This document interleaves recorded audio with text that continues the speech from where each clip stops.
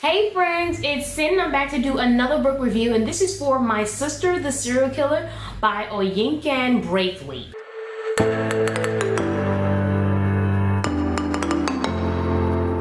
So let's start off with the cover of this book. This cover was really nice. I think I saw it like maybe on Instagram, scrolling through. It could have been Goodreads, and I was like, oh, such a good title and a good cover. So that's originally why I wanted to read the book.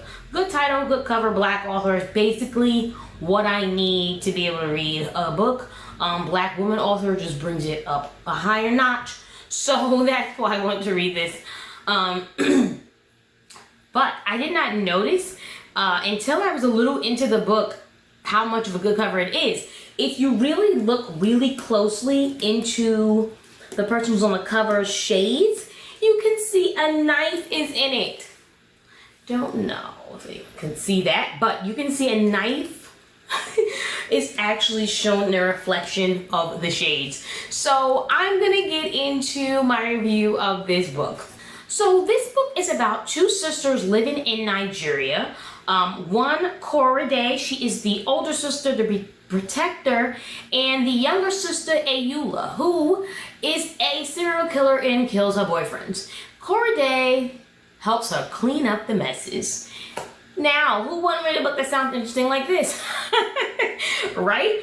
So, I'll start off. I gave the book 3 stars. I did like it, but I had some issues with it.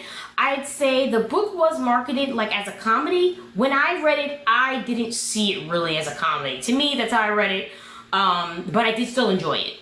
One thing that I really enjoyed about the book is the flashbacks. So we would have chapters where we're in present time, and then we have chapters where it's flashback and we'll find out more of their background, more about their father, who we know is not living, and their relationship with him. And those chapters were very interesting, and I feel like made us understand more about the characters. We were able to delve more into, find out why they are the way they are, and maybe even find out what the freak, why is you a goddamn murderer, right?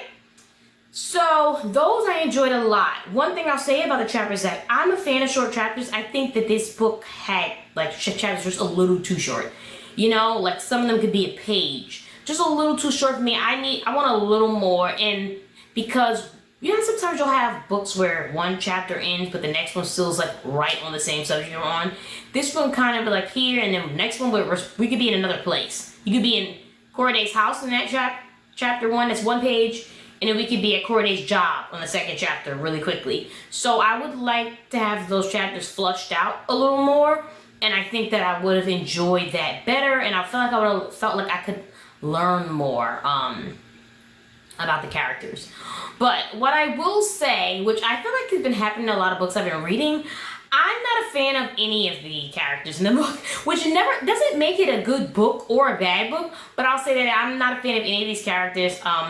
Korede, even her narrating it, I feel bad for her because she is the older sister. She feels like she has to take care of her younger sister. She's always been in her shadow, even though she's the older one. She's seen as less attractive. Her sister is seen as the prettier one. Her sister is supposed to be light-skinned. So it's just this whole dynamic that we see between the two of them, of her being her protector, but also like in the shadows. And I do like that. I feel like they're touching on colorism on this book, because when I was reading it, I wasn't sure if her sister actually was prettier or if she's seen prettier by society because she's light-skinned.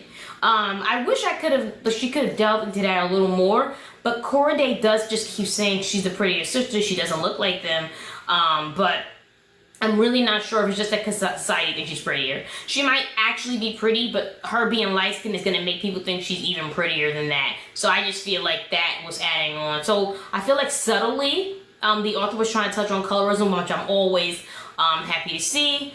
Also, what I do think is a good thing that this book poses, it kind of asks, how far will people go for their family? You know, like Korede being the protector of her sister. How far will you go to protect your sister, you know? How far will you go to protect your family? And it also asks us, which is worse? Someone being a serial killer and a murderer, or someone cleaning up the murders and keeping it hidden, even though they know the truth? Yeah? That's the second question I feel like this book's asked and tries to get into. And lastly, I think it tries to shine a light on men and how vain a lot of men are, and how they really don't care if a person is nice or their substance. They just care if they look great to society, and if they would look good on their arm, and if they would just look great to have them as a partner. But it doesn't really matter if their personalities match or if they're a good person, as long as they look physically appealing by society's standards. And I feel like she's trying to call men out in this book because of that, which was very interesting, honestly. It even tries to call out like certain people that people could seem good people, that people would perceive as a good guy, that even they can be very vain and shallow, and all that matters to them is whether someone's pretty, and that's it. Nothing else is important. So the author just calling people out and posing really good questions, honestly, in this book. Okay, from this point forward, I am going to be speaking about spoilers in the book, just to get into more of, what I want to talk about it. So from this point forward, if you didn't want to know any spoilers in My Sister, the Serial Killer, you can stop now. Thanks for watching. Okay, so we're gonna continue. So I had said I didn't find the book funny. I didn't, and I know a lot of people thought it was funny. Maybe it's just not my type of humor. I don't know. But what I will say that I thought was funny, main character Corday works at a hospital. Yes. She's in love with the doctor there. He's supposed to seem like this really nice person, this great guy. She's in love with him. There's a patient who is in a coma, and Corday just spills her whole guts to him. She just tells him everything. How this is a serial killer, all the people he's killed, how they cleaned up the bodies and everything. She's just spilling all her secrets. And somewhere towards the end of the middle or end of the book, he wakes up and he remembers everything. That I thought was funny. I was like, oh, this is hilarious. They got a guy that knows all their secrets, because this girl busy blacking him out thinking he never will come out of a coma. So I thought that was pretty funny, and that's probably the only thing I found funny in the book, but that was funny.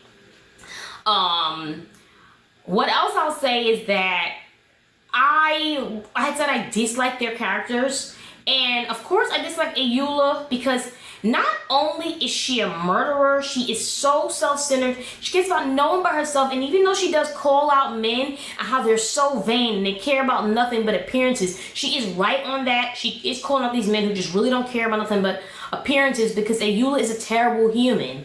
But they still like her, even if she treats them badly because she's pretty, or what society deems as pretty, But then she says these things about how they're vain and self-centered, but that's what she is, She's self-centered and a murderer. She only cares about herself. She'll do anything to undermine her older sister, who puts everything on the line for her. Corday, on the other hand, helps her clean up the murders. She's in love with the doctor, her job, and the doctor actually wants to date Ayoola, and it's basically like breaks Corday's heart.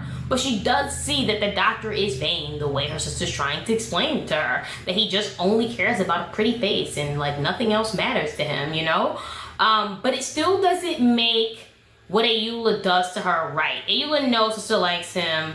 She's just being ridiculous and self-centered. And I just couldn't like Ayoola, and I couldn't even like Corday, because Corday is too loyal. She's so loyal to a fault that it annoys me. She's so loyal that when the doctor wants to propose to Ayoola and leaves his ring in the office, Corday goes and rummages through his office, and then someone ends up getting fired because of it, because they blame it on a cleaning guy, and Corday just lets it happen. I'm like, you do all this to save your sister. You're already helping her clean up murders, and you're letting innocent people lose their job because you're trying to stop the doctor from marrying her and getting murdered. It's just so ridiculous to me. I'm just like there's no need. I just feel like she could have been a better person, Corday. But then again, it's like, how good of a person can you be if you're helping your sister clean up murders? Maybe that was why it's supposed to be funny. And that's why I'm not seeing the humor. It's supposed to be like, haha, they're great. What are they doing, So that's really me going on about how I don't really like the characters. But like I said, I do really enjoy the parts where we get to see about the father, and we see that he was very abusive and not a good person at all. And I feel like that is trying to show us how they've shaped to be the type of people they are. How Ayoola is a murderer, and how Corday is just fine with covering things up. And always defending her sister, because we know that Ayoola got some of the worst beatings from her father, and Corday always wanted to help her and be her savior. So we see that this transfers over to their life when they get older, and it's like they can't. Corday can't get out of being a protector. One, because her father used to abuse the sister more. Two, because she's the older sister and the mother just keeps saying, you know, you're older supposed to protect your sister and blah, blah, blah. You know, she just always has this burden when she feels like she has to protect her, but it does no good. But the father scenes and everything shines light on that. And they do come up with a part where they basically insinuate that both of them, Ayula and Corday, killed their father. So we can see that they have some killing tendencies, even though he was very abusive and a terrible human. So listen, he had to go. There ain't nothing wrong with that. But to then have Ayula turn to a serial killer and just kill people for no reason, because they vain? Alright, yes, they vain, and they're not great men. They aren't. But then they have to die like that, girl. But I did enjoy the book as a whole. I'd certainly read another book by this author. I did enjoy that the last chapter was named number 5. And that is because, you know, that Ayula is still at her murdering serial killer game. And that this person that she's introducing to her family, she's definitely gonna kill. So it's like an ongoing cycle. You'll see that they're trying to explain it's never going to end. And I thought that was like slightly humorous but interesting. And maybe even interesting enough they can make a second book. But I did still like how it ended, honestly. I found it interesting and funny at the end, but these people need to go to jail. Ayula and Corday need to go to jail. It's not right. They need to go to jail. That's it. But they ain't going to jail in the end. It's just going to keep going and going and going until, you know, all evidence pile up against them and then they go to jail. But that is it for my review for My Sister the Serial Killer by Oyinkan Braithwaite. I will see y'all in my next one. Bye.